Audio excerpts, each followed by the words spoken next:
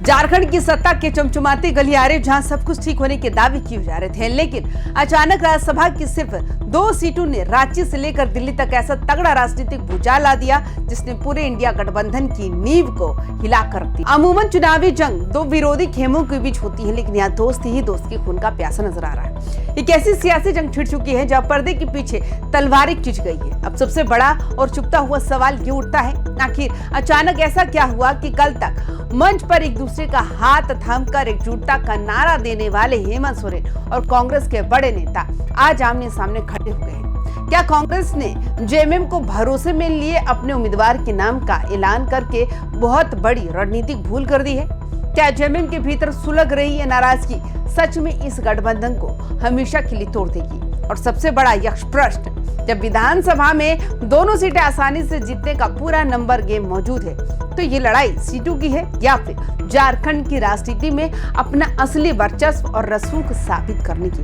नमस्कार, आप देख रहे हैं वाईबीएन बिहार झारखंड। मैं हूं आपके साथ मुदिता त्रिपाठी। राजनीतिक कहानी की शुरुआत उस वक्त होती है जब दिल्ली में बैठी कांग्रेस आलाकमान ने अचानक ऐसा फैसला ले लिया जिसने रांची में चल रही गठबंधन की सरकार के भीतर एक बड़ा बारूद बिछा दिया।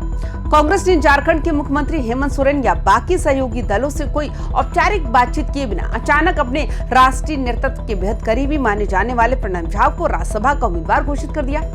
दिल्ली की नजर में ये एक सामान्य सांगठनिक फैसला हो सकता था, लेकिन जेएमएम के लिए ये सीधे तौर पर उनकी राजनीतिक संप्रभुता पर चोट थी। जैसे ही प्रणब झा के नाम की पट्टी टीवी स्क्रीनों पर चली, मुख्यमंत्री आवास में फोन घनघनाने लगे।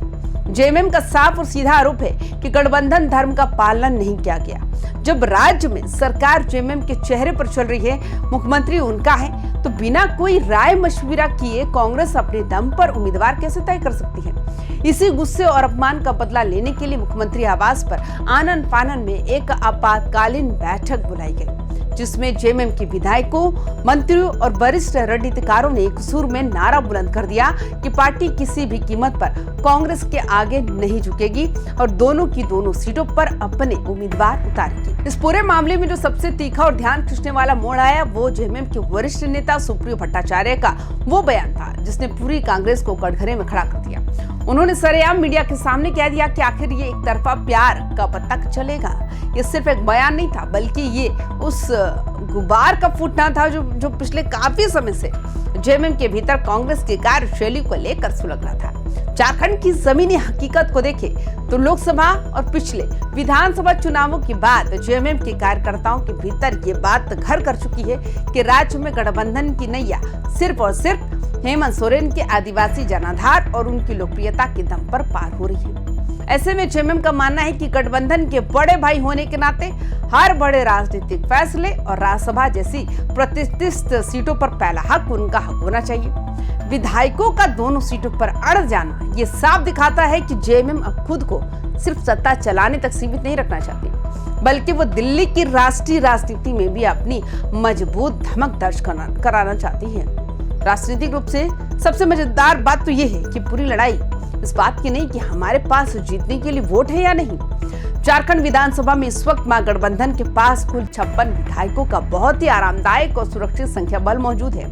राज्यसभा की 2 सीटों को जीतने के लिए प्रथम वरीयता के 56 वोट पूरी तरह पर्याप्त है। उसका सीधा मतलब यह है कि अगर दोनों पार्टियां मिलकर लड़े तो विपक्ष को पैर रखने की जगह भी नहीं मिलेगी और दोनों सीटें इनकी जेब में होंगी। लेकिन यहाँ पर पेच ये फंसता है, ये लड़ाई नंबर गेम की नहीं है, बल्कि ये शुद्ध रूप से पावर गेम है।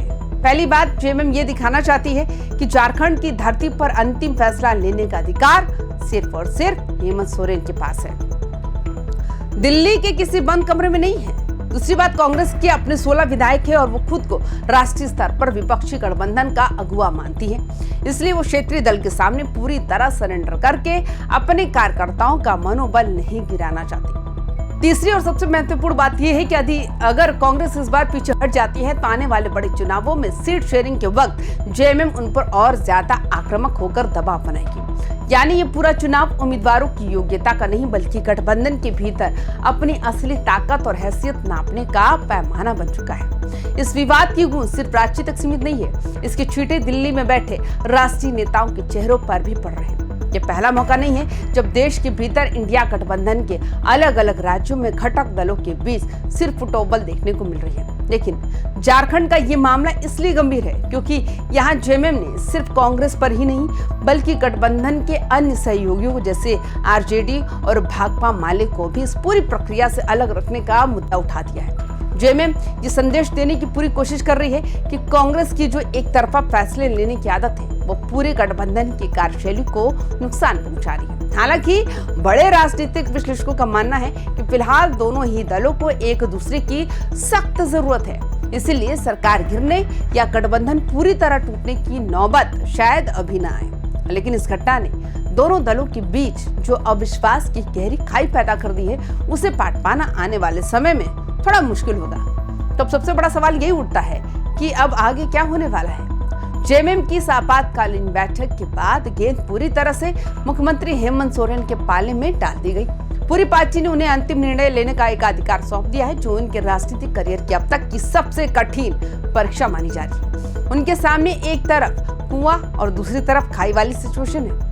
अगर वे अपनी पार्टी के विधायकों और कार्यकर्ताओं की भावना का सम्मान करते हुए दोनों सीटों पर जेएमएम के उम्मीदवार उतार देते हैं तो कांग्रेस के साथ सीधा और खुला टकराव होना तय है, जिससे राज्य सरकार की स्थिरता पर भी आंच आ सकती है।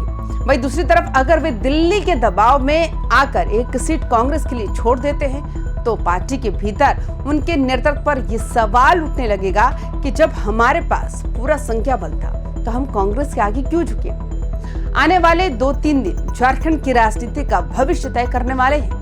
ये फैसला सिर्फ 2 लोगों को राज्यसभा भेजने का नहीं बल्कि इससे यह तय होगा कि झारखंड में क्षेत्रीय छत्रप मजबूत रहेंगे या राष्ट्रीय पार्टी अपना दबदबा बनाए रखेगी। इस पूरे बड़े राजनीतिक विवाद पर आपकी क्या राय है? क्या आपको लगता है कि कांग्रेस को जेएमएम से पूछे बिना उम्मीदवार तय करना चाहिए था? क्या हेमंत सोरेन को कांग्रेस के सामने झुकना चाहिए था? हमें नीचे दिए गए कमेंट बॉक्स में अपनी राय जरूर बताएं। बाकी तमाम खबरों के लिए देखते रहिए YBN बिहार झारखंड। जोहार।